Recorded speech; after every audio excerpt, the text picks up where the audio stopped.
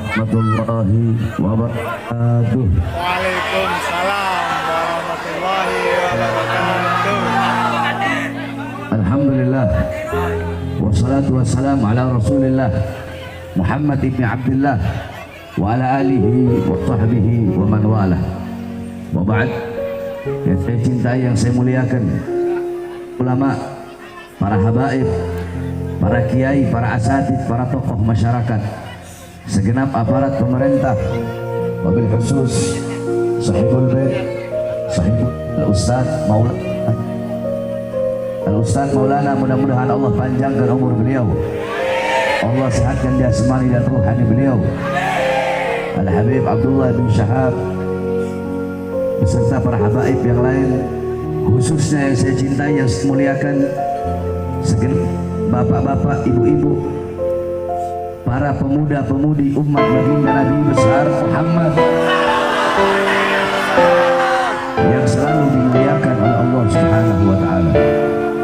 Saudara-saudara sekalian yang dimuliakan oleh Allah, kita duduk pada pagi hari yang mulia ini, yang dimana pada pagi hari yang mulia ini ada dua hamba-hamba Allah, ada dua golongan, ada dua kelompok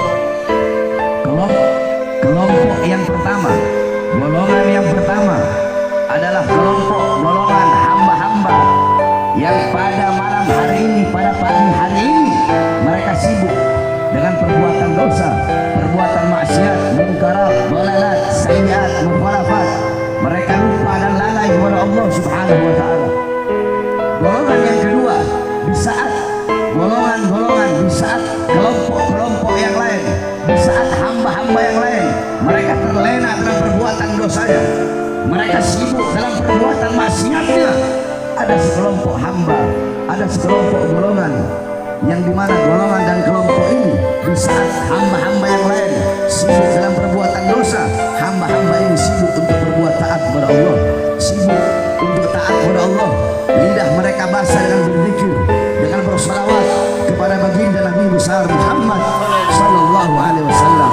Alhamdulillah, kita bersyukur kepada Allah. Allah menjadikan kita kelompok, Allah menjadikan kita golongan yang dimana pada malam hari ini, di saat hamba-hamba yang lain mabok-mabokan, narkoba, melacur, berzina, mereka duduk pada acara-acara, mereka duduk pada panggung-panggung, yang dimana pada panggung-panggung tersebut, di situ mereka berdapat berdisko, berbuat maksiat. Besok paginya ditemukan banyak kondom-kondom, ditemukan botol-botol minuman keras. Di saat mereka berbuat lalai dan lupa kepada Allah, kita menjadi hamba-hamba yang takut kepada Allah, menjadi hamba-hamba yang ingat kepada Allah. Di saat orang-orang lain, hamba-hamba yang lain sedang lupa dan lalai kepada Allah Subhanahu wa taala. Saudara-saudara sekalian yang dimuliakan oleh Allah Subhanahu wa taala, tahun baru ini bukanlah tahun baru kita umat Islam. Tahun baru ini bukanlah tahun baru kita. Banyak di Indonesia, bukan hanya di kota-kota, akan tetapi di kampung-kampung, di desa-desa, ketika malam tahun baru Masehi, mereka ikut merayakan. Bukan hanya merayakan saja, tetapi mereka merayakan malam tahun baru Masehi dengan perbuatan dosa, dengan perbuatan maksiat, ikhtilat, bercampur laki-laki dan perempuan di panggung-panggung dosa, di panggung-panggung maksiat, mabok-mabokan di situ, melacur di situ, berzinah di situ.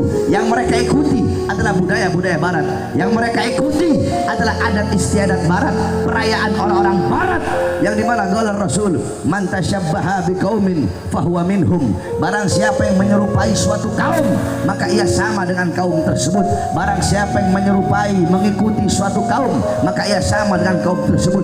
Kalau yang engkau ikuti orang-orang barat, yang engkau ikuti orang-orang barat, engkau merayakan perayaan orang-orang barat, engkau mengikuti pola pikir orang barat, gaya hidup orang barat, berpakaian orang barat, engkau sama seperti mereka. Engkau dilaknat, mereka dilaknat oleh Allah, engkau pun akan dilaknat oleh Allah Subhanahu wa taala. Saudara-saudara, apa yang terjadi bagi umat Nabi Muhammad zaman sekarang 1400 tahun yang lalu, Rasulullah telah mengetahuinya. Shadaqar Rasul, memang betul apa yang disampaikan oleh Rasulullah sallallahu alaihi wasallam.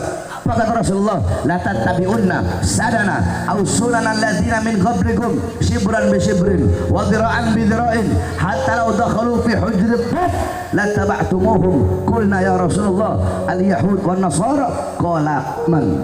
Kata Rasulullah sallam, sungguh nanti akan ada di akhir zaman umat setelah kalian, yang dimana umat tersebut akan mengikuti umat-umat sebelum mereka, sejengkal demi sejengkal, selangkah demi selangkah. Mereka ikuti umat-umat terdahulu, mereka ikuti umat dan golongan sebelum mereka, sekalipun umat sebelum mereka masuk di dalam lubang binatang yang bernama Bob, maka umat di akhir zaman akan ikut masuk. Kemudian para sahabat bertanya, ya Rasulullah, apakah golongan yang diikuti itu oleh umat akhir zaman mereka adalah orang-orang Yahudi, mereka adalah orang-orang Nasrani?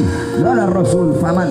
Kata Rasulullah, siapa lagi kalau bukan mereka? Coba engkau lihat saudara-saudara, malam tahun baru, malam Valentine, malam Natal, setiap malam minggu, yang dimana ini adalah hari-hari orang-orang kafir, ini adalah hari-hari besar orang-orang Yahudi, orang-orang Nasrani. Tetapi di Indonesia yang paling banyak mengikutinya, yang paling banyak merayakannya, yang paling banyak memeriahkannya.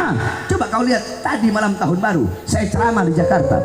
Saya malam ini ada 4 tempat saudara-saudara. Saya ceramah di Jakarta, bukan hanya di kota-kota besar, bahkan di desa-desa, di kampung-kampung, yang paling banyak merayakan, yang paling banyak memeriahkan, yang paling banyak meniup trompet, yang paling banyak kembang api, yang paling banyak memakai topi lancip, bukan orang Nasrani, bukan orang Kristen, bukan orang Katolik, bukan orang Buddha, bukan orang Hindu, tetapi abnaul muslimin, putra-putri Islam, anak-anak Islam kita, putra-putri kalian, anak-anak kalian, anak-anak kita, yang paling banyak merayakan, memeriahkan, berbuat dosa, berbuat maksiat pada malam-malam perayaan orang-orang kafir dan orang-orang barat. Oleh karenanya jangan heran saudara-saudara, kenapa Allah berikan bala, kenapa Allah berikan bencana, kenapa Allah berikan musibah tiada henti bagi bangsa kita, bagi negara Indonesia yang kita cintai. Kenapa? Karena terlalu banyak perbuatan dosa, terlalu banyak perbuatan maksiat, perzinahan di mana-mana, pelacuran di mana-mana, mabuk di mana-mana, narkoba di mana-mana. Sebab terlalu banyak perbuatan dosa dan perbuatan maksiat yang kita lakukan di muka bumi Allah. Makanya Allah berikan bencana, Allah berikan gempa bumi, Allah berikan tsunami, Allah berikan kebakaran, Allah berikan berbagai macam bencana alam, karena terlalu banyak hamba-hamba yang berbuat dosa di atas bumi Allah Subhanahu wa taala. Saudara-saudara sekalian, apabila ada bencana, apabila ada musibah, Allah berfirman dalam Al-Qur'an, ma asabaka min musibatin fabima kasabat aydikum. Apa-apa yang menimpa kalian daripada musibah, daripada bencana, daripada gempa bumi, daripada tanah longsor, daripada banjir, daripada kebakaran, itu akibat perbuatan tangan kalian, itu akibat diri kalian. Wa ma asabaka min hasanatin faminallah wa ma asabaka min sayyi'atin famin nafsik.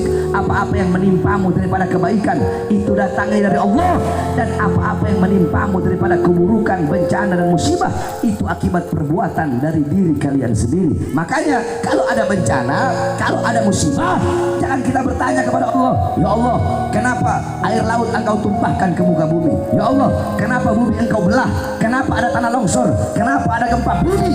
Jangan bertanya kepada Allah, tapi tanyakan kepada diri kita, tanyakan kepada diri kita, tanyakan kepada anak-anak kita, tanyakan kepada putra-putri kita, tanyakan kepada bapak ibu kita, tanyakan kepada orang tua kita, tanyakan kepada para ulama, tanyakan kepada para ustaz, para kiai, para habaib, tanyakan kepada para guru-guru agama, tanyakan kepada para pengurus-pengurus masjid, tanyakan kepada para pemimpin-pemimpin majelis taklim, tanyakan kepada para penghafal-penghafal Al-Quran, tanyakan kepada tokoh-tokoh agama, tanyakan kepada para pemerintah, kepada umara, kepada para aparat, kepada para pejabat dari RT, RW, lurah, camat, bupati, wali kota, menteri, presiden.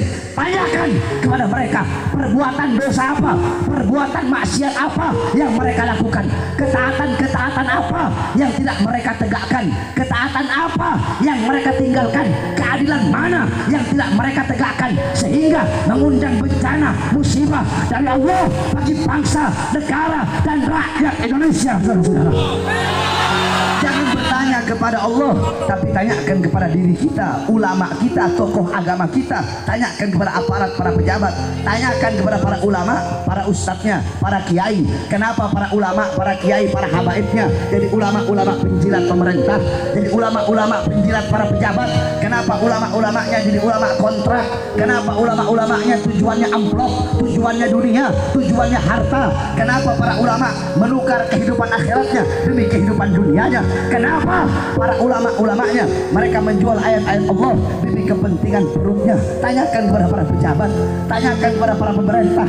Kenapa mereka para pemerintah membiarkan rakyatnya kelaparan, membiarkan rakyatnya susah, membiarkan rakyatnya menderita? Tanyakan kepada para pejabat, berapa banyak uang rakyat yang mereka maling, uang rakyat yang mereka korupsi, harta rakyat yang mereka curi? Berapa banyak keadilan dan kebenaran yang tidak mereka tegakkan sehingga mengundang bencana dari Allah bagi seluruh bangsa dan rakyat Indonesia? Oleh karenanya saudara-saudara, kita beruntung di saat hamba-hamba yang lain lalai, kita menjadi hamba-hamba yang ingat kepada Allah Subhanahu wa taala. Ini adalah suatu nikmat, ini adalah suatu anugerah yang Allah berikan kepada kita semua melalui perantara Al-Ustaz Maulana, yang dimana pada malam tahun baru beliau melakukan acara, beliau membuat acara Maulid Nabi Muhammad. Kita duduk di sini berzikir kepada Allah, kita duduk di sini bersalawat kepada Rasulullah, sehingga ini kampung menjadi kampung yang berkah. Ini tempat menjadi tempat turunnya rahmat, Amin. tempat turunnya maghfirah, tempat turunnya hidayah. Allah berikan kepada kita semua. Tidak kita pulang dari ini majelis kecuali Allah ampuni dosa-dosa kita, dosa-dosa yang telah lalu, dosa-dosa yang akan datang, dosa-dosa yang tampak, dosa-dosa yang tidak tampak. Allah berikan kepada kita, Allah anugerahkan kepada kita. Sebab duduknya kita di ini majelis, lidah kita basah dan berzikir dan bersalawat kepada baginda Nabi besar Muhammad. Oleh karenanya saya wasiatkan kepada engkau semua, khususnya para pemuda-pemudi Islam, pulang dari ini majelis, jadikan rumah tangga kalian rumah tangga Nabi Muhammad, jadikan kampung kalian kampung Nabi Muhammad, jadikan desa kalian desa Nabi Muhammad. Kalian harus menjadi masyarakat yang dalam hati-hati kalian penuh dengan kecintaan kepada Nabi Muhammad. Para pemuda-pemudi, ingat, engkau adalah harapan bangsa, engkau harapan agama, engkau harapan negara ke depan. Syubbanul yawm rijalul ghad. Pemuda-pemudi masa kini adalah pemimpin-pemimpin di masa yang akan datang. Saudara-saudara, baik buruknya bangsa ke depan, baik buruknya negara ke depan, baik atau bagus atau rusaknya, celaka atau selamatnya bangsa kita, negara kita, rakyat kita ke depan, tergantung dari anak-anak mudanya. Kalau anak-anak mudanya baik, taat, patuh, tunduk kepada Allah, maka besok bangsa kita bakal jadi bangsa yang baik, negara bakal jadi negara yang baik, masyarakat bakal jadi masyarakat yang baik, agama akan dipegang oleh orang-orang yang baik. Akan tetapi kalau anak-anak mudanya rusak, anak-anak mudanya rusak, berbuat dosa, berbuat maksiat, lupa kepada Allah, lupa kepada Rasulullah, anak-anak mudanya buta Al-Quran, anak-anak mudanya buta hadis, anak-anak mudanya buta Islam, anak-anak mudanya hatinya kosong dari Allah, kosong dari Rasulullah, lidahnya kering dari zikir, lidahnya kering daripada membaca Al-Quran, kering daripada salawat. Anak-anak muda mereka berkiblat kepada orang-orang kafir, mengikuti budaya, perilaku, gaya hidup, kelakuan orang-orang barat, jauh dari Islam, jauh dari iman, jauh dari ilmu, jauh dari ulama, jauh dari orang-orang soleh. Besok bangsa kita bakal rusak, negara bakal rusak, para pejabat-pejabatnya bakal rusak, dan agama akan dipegang oleh orang-orang yang rusak. Oleh karenanya kalian para pemuda-pemudi Islam harus jadi pemuda-pemudi Nabi Muhammad, pemuda-pemudi yang menegakkan ajaran Nabi Muhammad, menegakkan keadilan, menyampaikan kebenaran. Jangan pernah engkau takut untuk menegakkan keadilan, menyampaikan kebenaran. Jangan takut, jangan pernah engkau tunduk kepada kezaliman, jangan pernah engkau tunduk kepada kemungkaran, jangan pernah engkau tunduk kepada kesewenang-wenangan, jangan pernah engkau tunduk kepada kemaksiatan. Lawan kezaliman, lawan kemungkaran dari manapun datangnya, siapapun pelakunya, jangan pernah engkau tunduk. Saudara-saudara sekalian yang dimuliakan oleh Allah Subhanahu wa taala, sebagaimana yang kalian ketahui, saya Bahar bin Ali bin Smith baru sekitar 3 bulan yang lalu saya keluar dari penjara. Saya berkali-kali masuk penjara, keluar masuk penjara. 2010 dan 2009 saya di penjara, 2010 saya di penjara, 2011, 2012, 2018 saya masuk penjara lagi, 2020 saya bebas, 2020 saya keluar, baru 2 hari saya bebas, baru 2 hari saya keluar sudah masuk penjara. Saya dibawa ke Nusa Kambangan, saudara-saudara. Tangan saya di Borgol, perut saya diborgol, kaki saya diborgol. 2021 saya bebas. Baru 1 bulan saya bebas. Saya masuk lagi saudara-saudara di Polda Jabar 7 bulan. Baru saya bebas kemarin bulan Oktober saudara-saudara. Pertanyaannya, kenapa saya keluar masuk penjara saudara-saudara? Apakah saya seorang kriminal? Apakah saya seorang penjahat? Apakah saya seorang biadab? Apakah saya koruptor? Berapa banyak harta rakyat yang saya maling? Berapa banyak harta negara yang saya curi? Apakah saya merugikan negara? Berapa banyak aset negara yang saya jual saudara-saudara? Apakah saya bandar narkoba? Apakah saya pembunuh kelas kakap? Apakah saya penjahat? Saudara-saudara, 2020 ketika saya baru bebas 2 hari, saya ditahan lagi, dibawa ke Nusa Kambangan. Kenapa? Karena isi ceramah saya yang katanya meresahkan masyarakat, meresahkan rakyat, provokasi. Pertanyaannya, apa isi ceramah yang dikatakan meresahkan masyarakat? Kalian mau tahu apa isi ceramah saya yang menyebabkan saya baru bebas 2 hari dibawa ke Nusa Kambangan, tangan saya diborgol, perut saya diborgol, kaki saya diborgol? Isi ceramah saya, siang saya bebas dari lapas, malamnya saya ceramah. Ketika itu lagi PSBB, lagi ketat-ketatnya, ketika itu lagi masa corona yang dahsyat, semua masyarakat dikurung, nggak boleh keluar rumah saudara-saudara. Apa isi ceramah saya? Saya ceramah, saya berkata, wahai presiden, wahai para pejabat, wahai para aparat, wahai pemerintah, kenapa rakyat, masyarakat kalian kurung dalam rumah, kalian kurung dalam rumah, tapi tidak kalian berikan makanan, tidak kalian berikan kebutuhan-kebutuhan mereka? Kalian mau menghidupkan rakyat, mau menghidupkan masyarakat, atau mematikan rakyat dan masyarakat? Mall-mall milik asing, mall-mall milik asing, toko-toko besar milik asing, kalian tetap buka, tetapi warung-warung kecil milik pribumi, milik masyarakat kecil, milik orang-orang susah, kalian paksa untuk tutup. Berapa banyak tenaga kerja dari asing, sedangkan di Indonesia banyak masyarakatnya, banyak rakyatnya, banyak pemuda-pemudinya yang pengangguran, yang tidak kerja, tetapi tenaga kerja terus kalian kirim dari asing. Saudara-saudara, saya tanya, apakah ceramah seperti itu meresahkan? Meresahkan? Yang saya bela rakyat atau bukan? Yang saya bela siapa? Yang saya bela siapa? Yang saya bela siapa? Yang saya bela rakyat, rakyat yang susah, rakyat yang menderita, rakyat yang kelaparan, rakyat yang didustakan, rakyat yang dibohongi.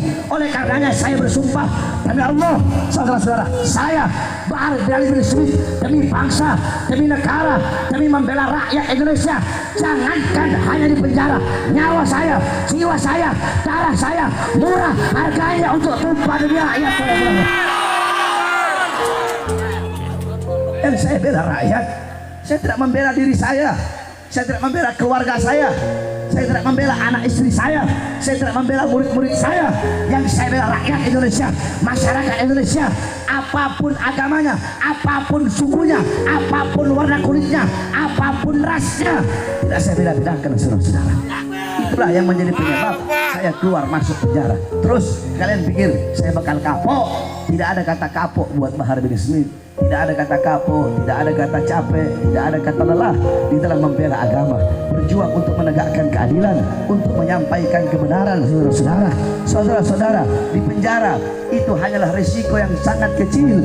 Risiko besar adalah kami mati dibunuh, saudara-saudara. Oleh karenanya saya sampaikan sering berkali-kali di pengadilan ataupun di panggung-panggung dakwah, di panggung-panggung ceramah, saya sampaikan kalian bisa memenjarakan badan saya, memenjarakan jasad saya, memenjarakan tubuh saya, kalian bisa memisahkan saya dengan anak dan istri saya, kalian bisa menahan kedua mata saya, memenjarakan kedua mata saya untuk melihat dunia luar.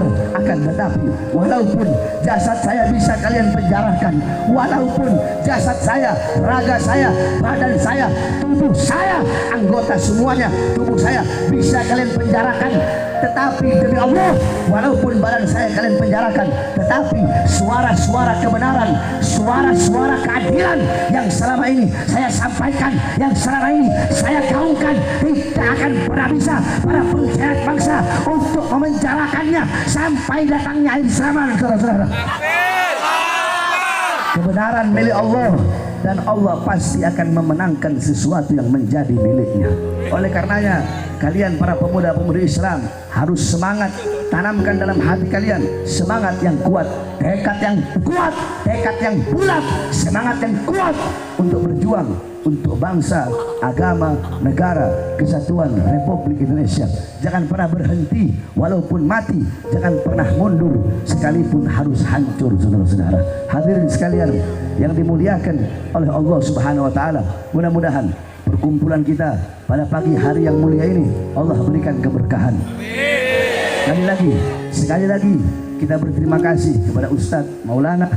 Beliau telah membuat acara ini yang dimana sekali lagi ketika banyak hamba-hamba anak-anak muda pada malam hari ini sibuk dengan perbuatan dosa dan maksiatnya, kita duduk di sini bersyukur menjadi hamba-hamba yang ingat kepada Allah Subhanahu wa taala dalam berzikir kepada Allah.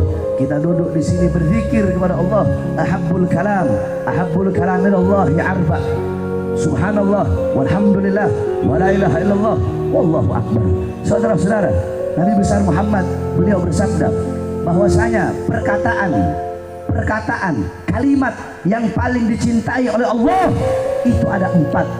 Subhanallah, alhamdulillah, la ilaha illallah, dan Allahu akbar. Kalian bisa memulai lebih dulu yang mana saja dari keempat kalimat tersebut.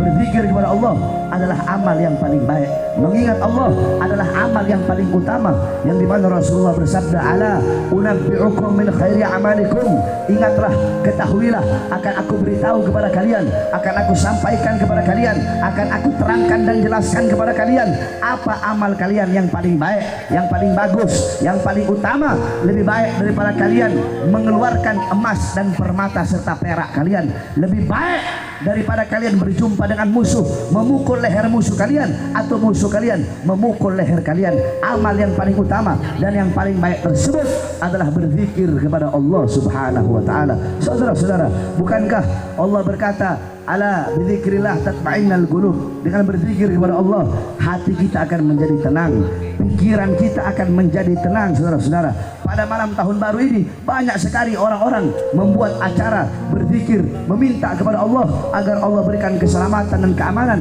bagi bangsa dan rakyat Indonesia. Zikir yusaffiz dhihna, zikir kepada Allah, apapun zikirnya itu bisa menjernihkan pikiran, itu bisa memperbagus pikiran, sehingga orang-orang yang berzikir hatinya tenang, pikirannya pun akan tenang. Saudara-saudara, kalau ada orang yang terganggu dengan zikir, itu ketahuilah bahwasanya saudara-saudara sekalian yang dimuliakan oleh Allah Subhanahu wa taala, kamu tahu iblis kalau menggoda orang, iblis kalau menggoda orang, menyesatkan orang ke jalan yang tidak betul, ke jalan yang rusak, ke jalan yang sesat, itu kalau ada yang berzikir, konsentrasi iblis untuk mengganggu orang, itu konsentrasi iblis untuk menggoda orang itu bisa terganggu, saudara-saudara.